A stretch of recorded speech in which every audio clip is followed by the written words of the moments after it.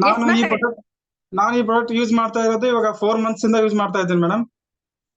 ಇದರಿಂದ ನಮ್ಗೆ ಏನಂದ್ರೆ ಮೊದಲು ನಮ್ದು ಹೆಲ್ತ್ ಇಶ್ಯೂಸ್ ತುಂಬಾನೇ ಇತ್ತು ಮೇಡಮ್. ನಾವು ಮೊದಲಿಂದ ನ್ಯೂಟ್ರಿಷನ್ ತಗೊಳ್ತಾ ಇದ್ವಿ. ಮಂತ್ಲಿ ಒಂದು 8,000 ರೂಪಾಯಿ ಖರ್ಚಾಗ್ತಾ ಇತ್ತು ಮೇಡಮ್.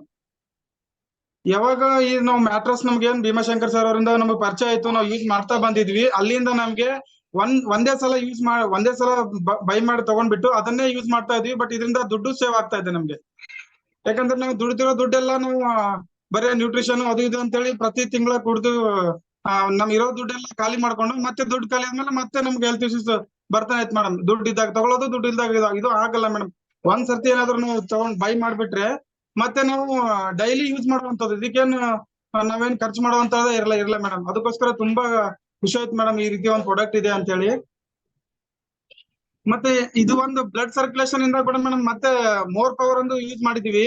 ಆ ಮೋರ್ ಪವರ್ ಹೇಗೆ ಇದೆ ಅಂದ್ರೆ ಮೇಡಮ್, ಎಂಟೈರ್ ಬಾಡಿ ಒಳಗಡೆ ಏನು ನಮ್ಗೆ ತೊಂದ್ರೆ ಇದೆ, ನಮ್ಗೆ ಏನ್ ತೊಂದ್ರೆ ಇದೆ ಅದು ಇದು ಏನ್ ಚೆಕಪ್ ಏನು ಮಾಡೋದು ಬೇಕಾಗಿಲ್ಲ.